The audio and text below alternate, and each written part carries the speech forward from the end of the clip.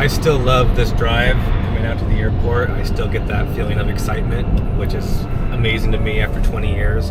What's great is I did my flight training here, and there's an amazing place to watch airplanes land.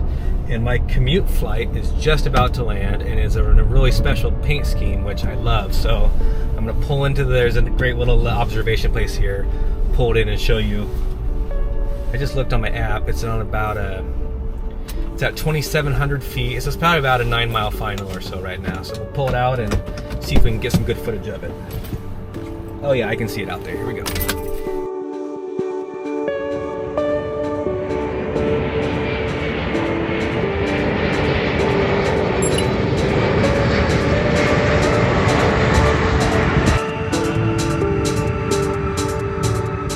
This was the first runway that I soloed on. I remember taxiing out and my mom was standing out here kind of waving to me as I was, taxiing out alone, nervous and excited and all those things that go with your first solo, and taking off this runway and flying 3 loops around this traffic pattern.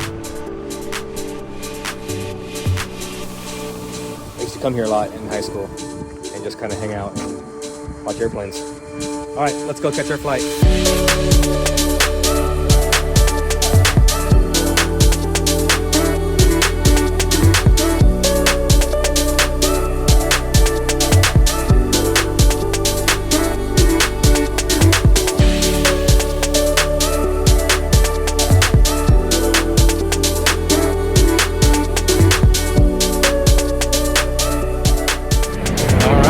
Just like that, we are in Seattle, Washington. It's about 8 o'clock, so I'm gonna run over to the hotel. And we're in for a short night, so until tomorrow, I will see you in the morning when we're off to San Francisco and Orlando. Sleep well.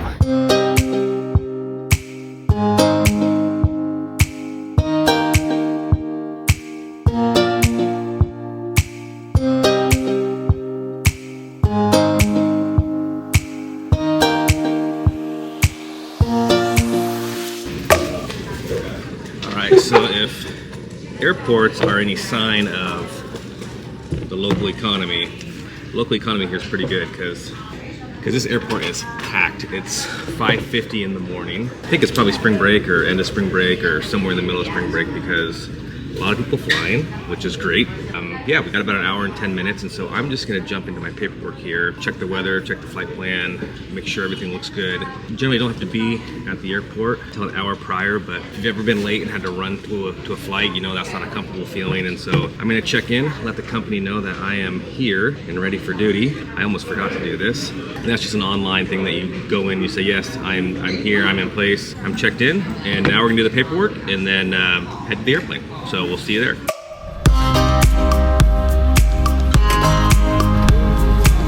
Just getting out to the airplane. Got about 48 minutes to departure, so we'll start boarding in about 5 or so minutes, I would think. See, kind of during this process, you got crew members boarding, everyone's getting their bags stowed. It's kind of a busy time. Brenda, nice to meet you. Let's see if I can get my bag in here today. Not bad. I'll take it. I'll take that anytime. It is nighttime here in Seattle still. We're getting close to sunrise. We'll get some lights on. Let's show you what we're doing today. We are going to depart off of, what are we doing, Rick? 16 left. 16 left, South Flow. Push out of Charlie 11. Probably do a single engine taxi out to 16 left. There's usually a fairly good lineup in the mornings. And then take off 16 left, going out the Harib 6 departure, which takes you down south, and then a right turn out over the bay, and then out west of all the arrival traffic, and then south down towards the Bay Area. We got a flight time today of about hour 30 minutes at 31,000 feet. They kept us a little lower initially just because of some forecast turbulence, and then going up to 35,000. So we'll get airborne, see what the rides are, and if it's smooth, go up to 35. I'm going to take us to San Francisco. I haven't done San Francisco in a while, and then he'll take us out to Orlando. So we get to keep the same plane, which is nice. So just had to build our nest once, and that's it. So we'll make a PA, we'll welcome the folks on board, we'll finish up the rest of our stuff and button up the hatches, and we'll talk to you guys in an hour and a half down in San Francisco. Well, folks, so from the flight deck, good morning. We're happy to have you with us. We're on our way down to San Francisco. Nice flight time going down today, 1 hour, 30 minutes at 31,000 feet.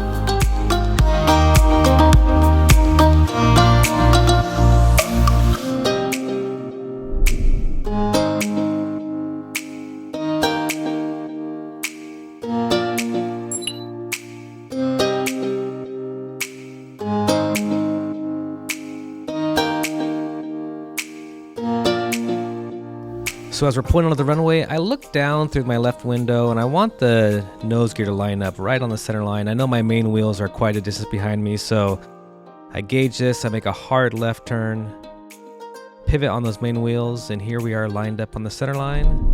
Let's take a look inside the heads-up guidance system. People commonly think this is only used for low visibility, but we use it for every takeoff and landing, and it's just great situational awareness. So you can see our acceleration caret is up at the top of our heads-up guidance system. That shows that we are accelerating. Our airspeed is alive, as shown on our airspeed indicator. There's 80 knots. We're now entering the high-speed area part of the takeoff. We're going to continue unless we have a major malfunction at this point. We have 6,500 feet of runway remaining. Going through 130 knots. Approaching our rotation speed. That's the R. There we rotate. We've got our rotation guidance. Follow that up to the dash line. That's our takeoff pitch attitude. We've got a nice positive rate of climb showing here. There's our flight guidance cue. Let's bring the gear up. And now we just put the big circle on the little circle and climb on out.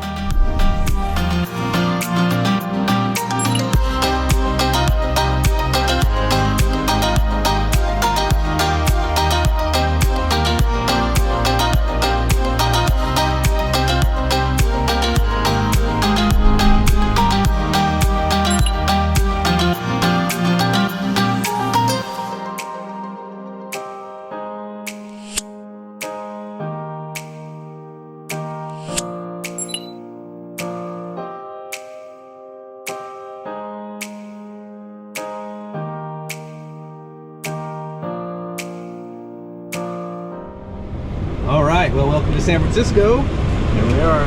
Here we are. I flew that leg in, and beautiful arrival. Stunning, right? I mean, it was gorgeous weather here. A couple clouds, but nice views of the Golden Gate Bridge. We thought we got to keep this airplane. Best laid plans. So we're gonna go over to, do we know where our other plane is yet? We don't, do we? Oh, we got our paperwork here, I guess. I can tell you in a second.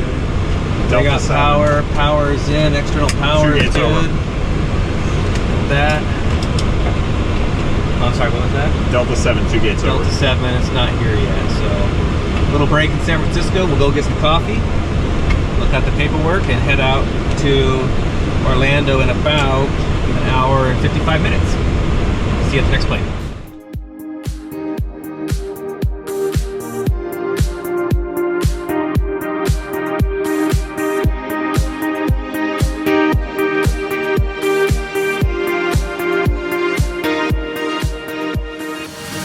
On board here as we get ready to go. We just got to our new airplane. Got the All-Star up there doing the flow, making sure everything is good to go. So the first officer kind of has their set procedures to get everything ready to go. That's the stick shaker system. You hear bells and whistles.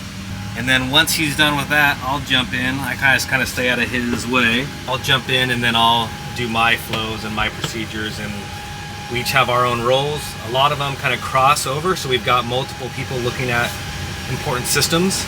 Did you already do the walk around, or you want me to head out? I haven't done it. Well, it's sunny, so I figure I should probably do it. All right. It's a joke, Rick. I like to switch off, but it is sunny, so I'm gonna go out and do the walk around while he's getting everything set up in there. And then we're going to Orlando. All right, so we're going outside, do the walk around. Hearing protection, super important. Eye protection. I do Serengetis, I like those. Some people like Ray-Ban colors. I like the rose tint, how it looks with clouds and stuff, but I'll show you the walk around here and we'll get going.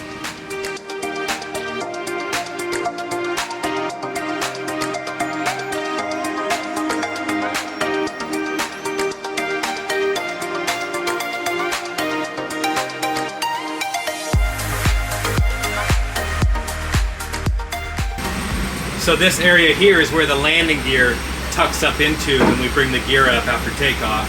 And so the gear will come in right through this, circle here. And there's no gear doors here, but we do have a little seal. All right, everyone, so we're getting ready to blast here out of San Francisco. Fueler is gone. So we'll push out of gate Delta 2 here, and then taxi over here for one left or one right. We're planning one left, but we got numbers for both. And then taking this off of the stick 5 departure is a, show you here, stick climb, straight out, and then a left turn down stick, port, YouTube, out to Intel, and then on our way across the country. Turbulence looks like maybe just a little pocket here. That's northern Arizona section, otherwise clear all the way in. That's the plan here. It's a 4.5 hour flight, and I think we're just about ready to jam out, so we will see you in Orlando. Folks from the flight deck, I'd like to add our welcome aboard. Alaska Flight 462, service now, departing to Orlando, Florida. Flight time 4 hours, 32 minutes. Nice tailwind pushing us out for today. Real nice day over there in Orlando, just under partly cloudy skies and 70 degrees. Welcome aboard.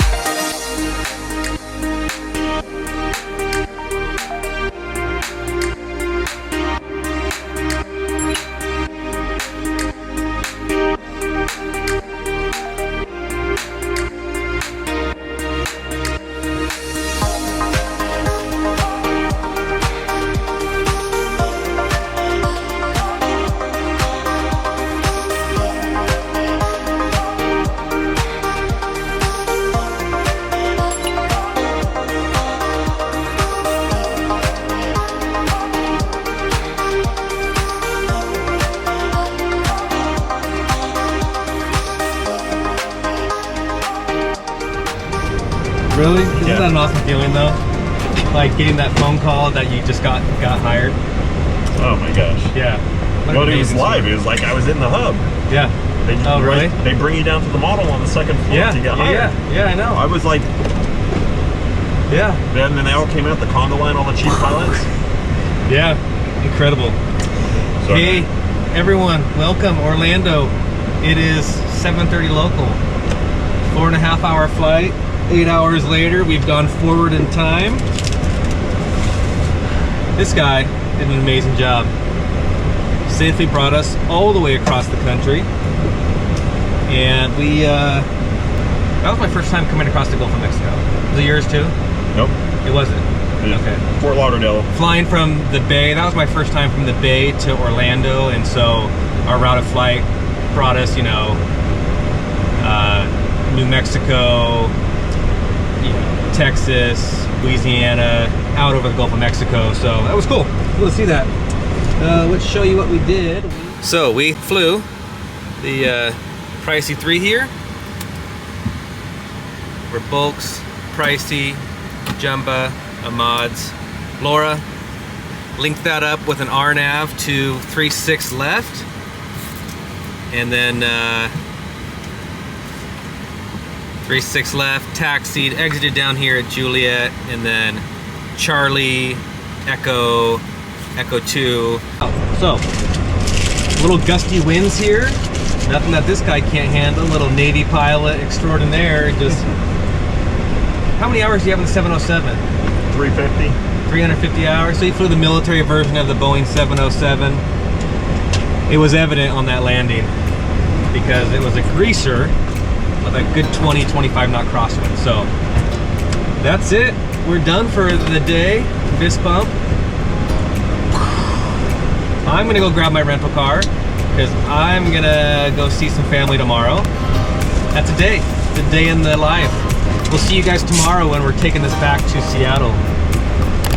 So until tomorrow. Let's go enjoy some Florida sun.